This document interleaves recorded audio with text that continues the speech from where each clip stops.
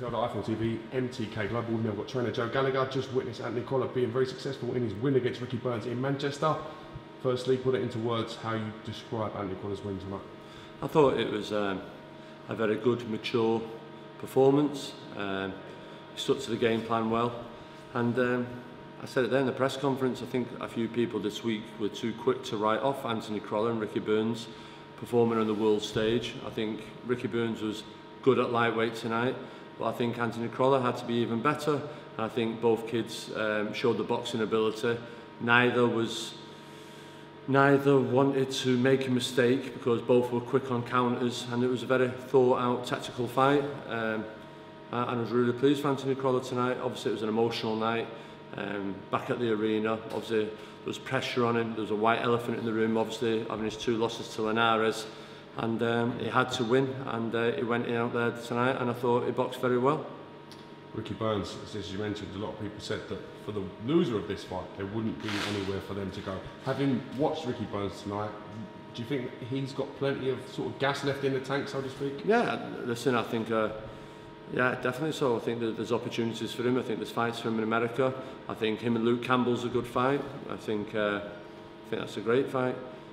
But like I say, we'll see. I know Eddie was talking, people talking about seeing a rematch up in Glasgow, but I can't really see that happening, to be honest. I think Anthony now, I think he's 3 in the WBA. That win tonight will push him up there, either 1 or 2, and he'll be looking for a shot at the world title again, whether it's in the WBA, whether Linares vacates and moves up or whatever. But he's got a good ranking there now, and he's done very well. Anthony coming back tonight with huge pressure on him, performing and winning well.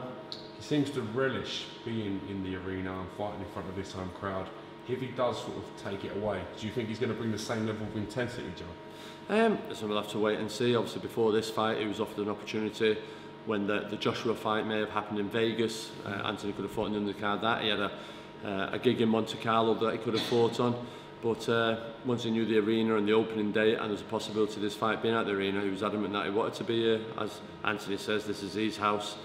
But like you say, no, he's won well. Whether that, I know the fans will travel wherever they go, but like you say, I'd like Anthony to keep boxing here because, like you say, it brings. You said that tonight, James doing it out there, and Eddie said it. That was some atmosphere in there tonight, unbelievable atmosphere tonight, and you can't beat them nights. And Anthony Crolla, bar Anthony Joshua, is the biggest ticket seller in British boxing at the moment still.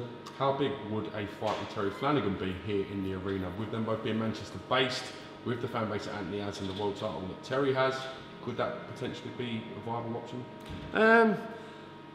I can't really see it happening. I think we've got, I know disrespect Terry Flanagan, he's a good world champion, he's had a lot of numerous defences, he's doing well, it's a credit to the sport, but I just think as far as ticket sales, I don't know the numbers from the fights where he's fought, but when he's had to go down to Cardiff to fight and other places, I'm not sure. When people talk about it, I don't think it's as a bigger fight as what everyone thinks it is, do you understand? And I think Anthony versus whoever for the world title would do bigger numbers than Anthony versus Terry Flanagan, I'd assume. Quick word on some of the other lads. Unfortunate for Sam Hyde, he suffered a pretty bad knee injury. Yeah, he dislocated his knee. He just sent me a picture from the hospital. He's out for 6 weeks. So what courage that was tonight. He was boxing well for 2 rounds, went back, went over in his knee, told everyone his knee straight away.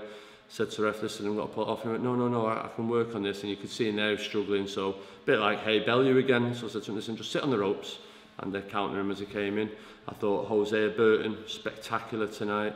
That kid's a caged animal. He's been sat there with talk of Buglioni rematch and Anti-Hardy fight, and not really happening. And he went out there tonight with an opponent, gave a stone away in weight.